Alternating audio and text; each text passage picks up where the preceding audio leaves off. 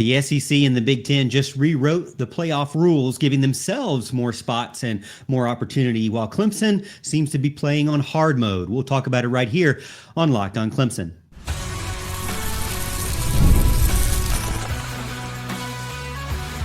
You are Locked on Clemson, your daily podcast on the Clemson Tigers. Part of the Locked on Podcast Network, your team every day.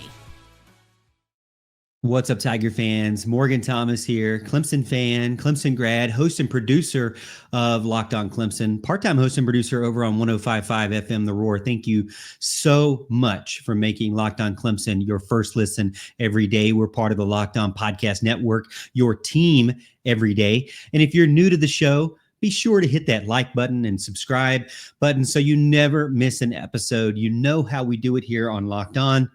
Exclusive Clemson content Monday through Friday, every single week.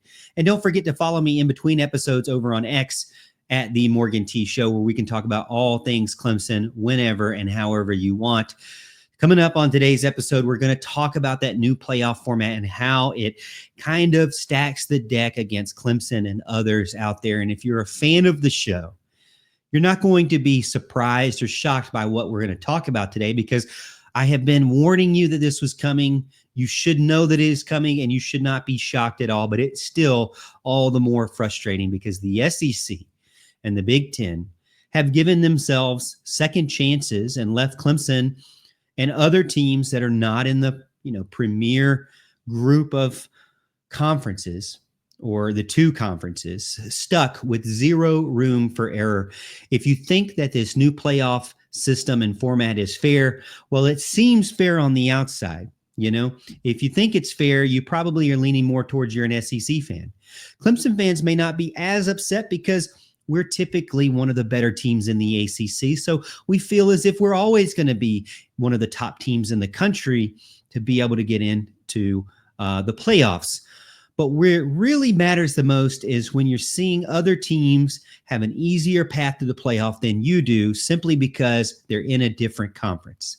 The 12-team playoff started last season, and to be honest with you, I didn't hate it at all. I mean, I felt like it was a good mixture of a bunch of different teams in there. A lot of people on the SEC complained because they lost this game or that game, and not everybody got to get in. And so the seeding didn't necessarily work out the way they wanted, because conference champions got a first round bye automatically in. And now what we're seeing is they don't want that. They don't want conference champions to be automatically in. They need to be still one of the higher ranked teams. Well, the problem when you get into that scenario is that format leads to interpretation of who's better than others, whether or not there's wins or losses out there. If you have more losses than someone who has won their championship game, but maybe your losses were good losses, quality losses, difficult games to win, then maybe you get a little bit more leniency there in the rankings. Well, the problem with that is now rankings matter more than winning your championship of your conference. So it's degrading some of that, because the SEC and the Big Ten, they know that they're going to get their conference champion in. The ACC and the Big 12, they know probably you're going to get your conference champion in. But outside of that, who else can you get in? Most of the time with the ACC and the Big 12, you're not getting anyone else in. Maybe one other team. If you're in the SEC or the Big 10, you're thinking about getting 3, 4, maybe even 5 teams total into the playoffs. And that's where it gets a problem for me, because you're going to see them try to add 16 teams and get 4 automatic bids each, and then some at-large bids that they're also hoping to get in that will fit under the ranking system. So if they control the ranking, which they do, they get the benefit of the doubt. You know what happens? You lose in the SEC, you drop down 1 or 2 spots. You lose in the ACC, man, you might not even be ranked the next season or the next week. So it makes it more difficult with the zero room for error, like teams like Clemson. Now, Clemson still was able to work their way back into the playoffs last season, but that's not what they really wanted. They would have preferred teams like Clemson to be left out because they didn't perform well in some of the big games last season, even if they were a conference champion. And that degrades some of that potential there, or some of the, the reward there for being a conference champion.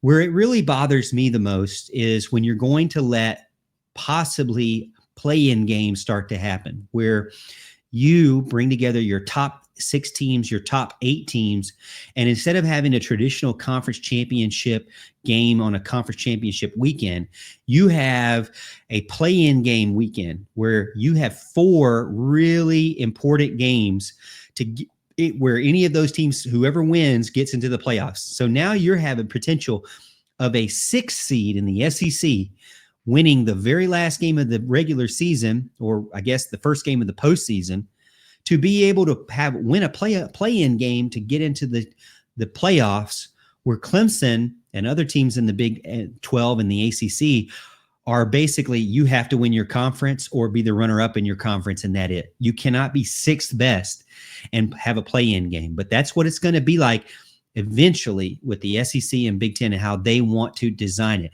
This is a strategic setup designed to add more depth from the SEC and the Big Ten, while the rest of the country has to be perfect. It makes it very difficult for you to mess up at all. In a 2-bid league with minimal depth, you have no cushion.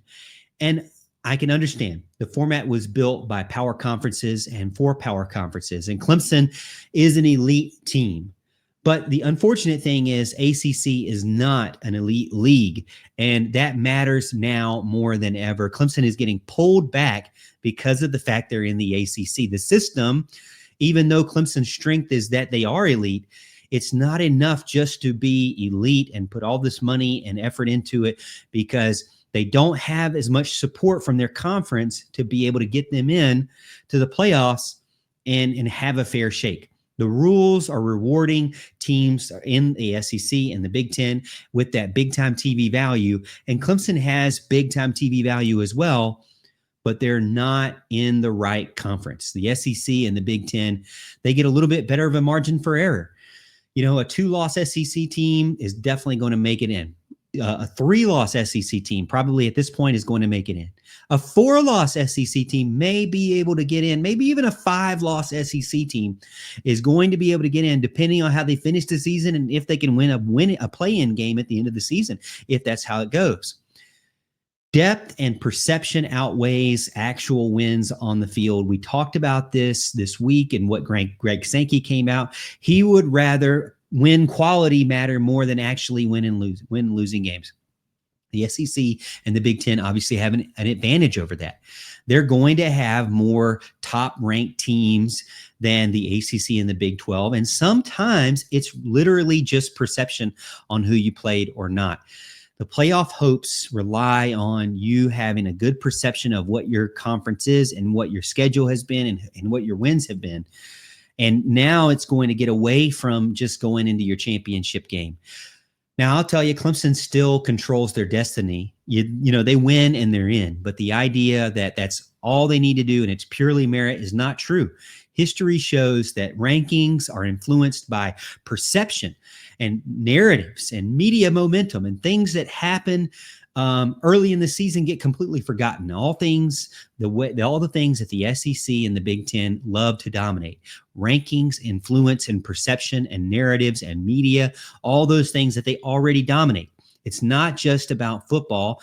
It's about power and who owns the spotlight. And we know that the SEC and the Big Ten do. Now, the problem is, what do you do? Expansion is going to happen. We're being sold this idea that there was more access for all, but now we're seeing it's not really about more access for all either. It's really about more access for them, not for everyone else. Clemson is stuck operating like a Power 5, top 10 elite conference team, but they don't have a conference that's even acting like one of the best at all, or maybe even one that deserves to be there. We hear things about the ACC's fighting for fairness.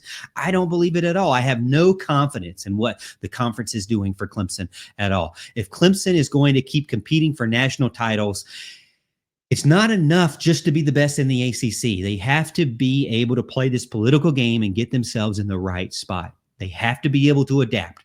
The system is changing around them, and they need to be able to watch, and not only watch, but take action when it matters the most. I'm worried about the future of college football because it seems to be dominated by conferences and opinions and narratives and teams that are eventually going to leave teams like Clemson and the ACC and even the Big 12 out of it.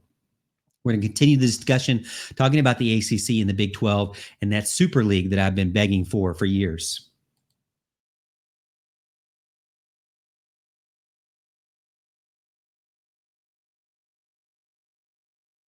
The NBA playoffs are in full swing, and every night delivers highlight-worthy performances, major momentum shifts, and can't-miss moments. Whether it's a game-winning shot or a breakout player, there's never been a better time to get in on the action. FanDuel makes it easy to stay in the game before tip-off and live. With player props, performance trends, and same-game parlays, fans have more ways than ever to play smart and win big. Now, if you're looking at the NBA playoffs, there's a lot going on. The Timberwolves, I'm looking at them right now, first quarter winner. Despite they're down 3-1, the Timberwolves have a strong first quarter performance overall. And it seems like they could have a good differential there to win the first quarter. So that might be a good one to get into. Anthony Edwards, I love him. He's making threes all the time, and there's a lot of bets there as well. So go take a look at it over on FanDuel. It's really exciting to see what they have going on over there. New to FanDuel, it's the perfect time to sign up. Head over to FanDuel.com and place your first $5 bet. If it wins, you'll get $200 in bonus bets. Make every moment more with FanDuel, official sports betting partner of the NBA.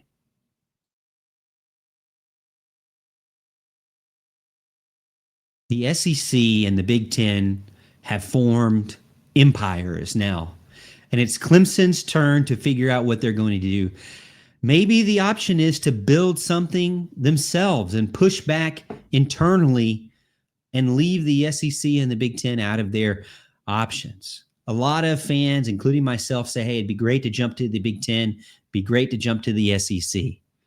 But what if they don't need to do that? With the new playoff model favoring depth and quantity, there's two leagues that are dominating right now, and it's the SEC and the Big Ten. And everybody wants a piece of them. The ACC and the Big 12 are the next two up, but they only have two bids apiece, so there's no real true depth being built there. You have to be the best or you get left at home. How will they be able to claw back when they're just fighting over relevancy of the top two teams? There's two leagues. They are going to be able to work together because they feel like they own everything, because they're friends with the ESPN and the TV contracts. What happens if Clemson leads the charge to push the two leagues of the ACC and the Big 12 to do more of a combined or joint force to lead the charge? Maybe they could form their own power conference strong enough to demand a combo of 4 or 5 spots. Maybe there's an option there to where they push things back into their favor, where they combine. Now, I know not a lot of people want to do that. They feel like there's a lot of conference loyalty there. And it's just speculation on my end. But how can Clemson survive? How can other teams that maybe aren't wanted by the SEC or the Big Ten survive? And it would have to be fighting back by building your own super conference before they do. I know that the teams in the SEC and the Big Ten, they still, carry a lot of weight when it comes to viewership and fan base and money, for sure. But Clemson doesn't have to be in the SEC to be successful. We've seen that for years now. They don't have to go to the Big Ten to be successful. Maybe, and I'm just throwing this out there, maybe they could do something different. Something aggressive with a merger with the Big 12 could turn two somewhat vulnerable leagues in the ACC and the Big 12 into maybe a third super conference to push back. And if you bring in a team like Notre Dame, well, why wouldn't you get 5 viable playoff contenders every single year? And then the media value to back it up, because you are truly coast to coast at that point. You have done something that the SEC isn't doing, and that the Big Ten is kind of doing. But the Big Ten, what they lack in the South, the ACC has. What the SEC lacks in the West Coast, the ACC and the Big 12 have. So why not try to merge with the Big 12 and have a coast-to-coast conference? You'd have stronger opponents. You'd have better resumes. Imagine playing teams that are actually good at football, like that want to be good at football, like Utah, Kansas State, and Arizona State. They give you more credibility and they give you more options than just blowing out ACC teams that, to be honest with you, don't have a case to make it in the super conference at all. I think you merge. Maybe this is an option and you get a super conference in your own of teams that are willing to invest. If you're not going to invest, or you just can't, plain and simply can't invest, I'm sorry, it's time for you to move on and get out of a power conference team. More playoff bids helps with flexibility. We're seeing it.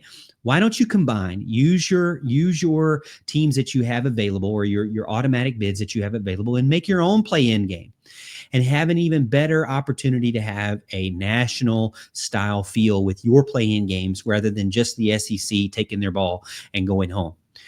You could really make something out of this. It could be the difference between building a super conference and being shut out. And Notre Dame, to me, could be a wild card because they don't have an alliance really with anyone, but they kind of do with the ACC. They might have no choice if this is something that makes this conference, or this assumed conference, a power conference or a super league. Is it a step down? Does the Big 12 dilute the brand? I don't think there's any value in being boxed out and left out. I don't think there's any value in a 6th ranked SEC team, whoever that may be, South Carolina, let's say, or Missouri, or someone, heaven forbid, Kentucky, who can make a play-in game at the end of the season while you're still sitting here fighting for a championship. I don't think that that's what I want to be a part of. The Big 12 may not have a bunch of glamour like the SEC and the Big 10, but they have teams that are willing to invest in football. And that's super important right now. And they have teams that are willing to invest more than the ACC is willing to invest. So combine the two and only keep the ones that are actually willing to invest in football heavily. It's about finding leverage. It's about becoming a major conference that can push the scales a little bit. Clemson doesn't need to be rescued by the SEC or the Big 10. It is powerful enough, along with other teams, to create its own conference, its own league, and a path to move forward away from the SEC and the Big 10 and demand some respect out of them. What I'm seeing right now is not a ton of respect. I'm being told that the ACC is demanding respect. They're demanding fairness. They're demanding they be heard and not left out. And all it seems to me is that they're bowing down to everything and they have no leverage at all. If you're in a conference that has no leverage, that is worse than combining conferences with a team with a conference that you feel like you don't like all of their teams. Clean it up, reset, figure out how to get to that super conference before they do. And then maybe you have an opportunity to make it last with a national presence from coast to coast, with teams that are actually willing and ready to invest in college football, and not so bad at basketball either. Don't wait for the ACC to collapse or even the Big 12 to collapse. We've seen it right now that the SEC and the Big 10 are being super selective. It's a members only club. Clemson doesn't have to beg to get in and knock down the door for that at all. They are a good enough team to demand their own respect in their own conference and understand where the next level of college football is going. And it's going to a super league. So why not make the super league before everybody else does? Not something I had thought about in the past, but I'd love to get your thoughts as well. Maybe that's an option for Clemson. Maybe it's an option for those Big 12 teams and the ACC, so that they don't have to feel like they're just sucking up to get an opportunity for a job with the SEC or the Big 10. All right, we're going to finish up the show talking about the real problem. And you know what it is. It's a 4-letter word. We'll talk about it.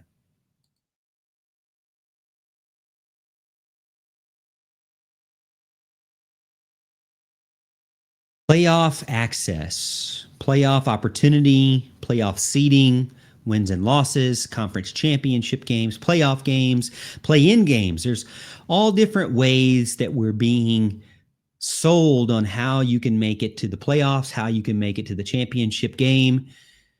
But what we really need to talk about is what really matters and seems to be pushing everything behind the scenes. And that is media, money, exposure, value, ratings. Media, media, media. Clemson, while they are leading the way in the ACC, staying in the conference seems to be losing the battle quietly every single week. Maybe not so much feeling the pressure as a fan every single week, but to me, it's happening every single week. We see something new, more along the lines of how ACC is not getting as much love on the networks as the SEC, not getting as much love as the Big Ten. And that's what concerns me in the long run, because Clemson demands value, and they're a brand that demands access to this type of media and this type of viewership, and they bring the ratings. But the SEC, they seem to get a lean towards more favoritism from ESPN. And I see that a lot with, when you look at the networks, what network is that's for the conference that has all the best anchors, that has all the best talking heads, that has all the most popular former players, that has great shows that you can watch and just doesn't do a bunch of reruns over and over and over and over? The SEC network does really well with their programming because the one that owns it in ESPN cares about it. The ACC network, to me, they don't seem as if they care about it as much. How many times do you tune into the ACC network and see the same 1981 game championship recap of Clemson, the greatest team ever? How many times, week after week, over and over, it's the same reruns on the ACC network? Who are the big talking heads on the ACC network? Now, I have a lot of friends or coworkers that I've worked with and the people that I've worked with in the past that are on the ACC network. So I'm not saying that they aren't deserving, but where are the marquee names? There's no Paul Feinbaum of the ACC. Not that I know of. Mark Packer could be one, but there's none of those. And there's no primetime show that you're just loving to see. And it just seems like there's more value being given to the SEC network and not the ACC. Different products, completely different. One gets great content, great talent, great promotion. The other, replays, limited visibility. And a lot of times you can't even, the games you want to watch are blocked out or whatever it may be. Clemson is a national brand, and they don't have to sit around and be part of this. The ACC is holding Clemson hostage and Clemson's brand hostage on a network that to me is a little bit forgotten. Can they turn it around? I don't even know if ESPN wants to turn it around. I think ESPN strategically wants the SEC network to be better. Narrative, as we mentioned, this whole show matters more than ever, and it matters more than ever now in college football. Clemson is losing the media game by staying out in a league that ESPN seems to put on the back burner. Winning is very important. Clemson needs to continue to win. And if you tell me that all they need to care about is winning, that is true. And all of this is just talk. It's not just talk, because it is actually happening. You're not getting talked about, then you're not getting in. Narratives drive the ranking system. You understand this. I know you do. If you are going to a playoff that is all about the ranking system, if you're not getting the talk and the discussion and the representation nationally in the media, what's going to happen to your rankings? The College Football Playoff Committee values data, or they say they do, but momentum and media coverage can drive the conversation as well. If you're not on the screen, then you're out of sight, out of mind. You've got to be able to build superstars and build narratives, game-changing hosts, voice-changing storylines, and play-by-play guys and color analysts. You've got to have big opinion pieces every single day. People that are being talked about. Paul Feinbaum is one of them that gets talked about a ton. And when he goes away, they're going to add somebody else in there. Recruiting, NIL, getting to the playoffs, all of it centers around exposure, whether you like it or not. Players want to be seen. Brands want to be seen. Other brands want to sponsor teams that are getting attention. The ACC has to figure that out, or Clemson needs to figure out what they're going to do next. They cannot just sit around. They're paying the price if they don't get the exposure. Some will say that Clemson is big enough to own the spotlight, and that's true. We as Clemson fans can take advantage of that. But there is a machine that Alabama gets benefit of, that other SEC teams get a benefit of, that Clemson does not. And you have to admit that. You have to be able to stay nationally relevant, and you have to be able to stay nationally relevant with visibility and promotional backing. I don't think the ACC network is doing it for Clemson, and I don't think ESPN is getting the effort that we would like out of a team like Clemson. We are in the era of content. Content is king, and content is currency. Clemson needs to find a way to not just, survive being in the ACC. They cannot afford to lose leverage, momentum. This is long-term, and this matters. Clemson deserves the best. Us as Tiger fans, we deserve the best. We're going to demand better. We're not going to sit silent in this in the darkness. We need to be in the spotlight because we are the biggest brand, one of the biggest brands in college football. And we're doing really good in softball, really good in baseball, really good in basketball, and deserve to be seen as well. So I think that in soccer as well, and lacrosse, and Clemson invests, and so Clemson invests in gymnastics. Clemson invests in every single sport imaginable that can get out there and be relevant in college athletics. Clemson is putting in the money, and the donors and the supporters out there putting in the money to be successful. And they need to be around other people and other brands that want them to be successful as well. I don't know what the future holds, but I'm telling you right now, I know that Clemson can't sit around, and I have trust in the board of trustees and the directors and Graham Neff and everybody to make the right decision. So I'm not saying this from a point of nervousness or scaredness or anything. I'm just saying, as a fan myself, I feel the pressure. I feel the push of needing to be able to be somewhere that's relevant, that is not just playing, catch up to the conference that matters. And what we heard from Greg Sankey this week is that he cares about what he wants and not about what's great about college football and the betterment for everyone. And so Clemson has to understand that, and the ACC and the Big 12 also as well had to figure out how they're going to compete and survive.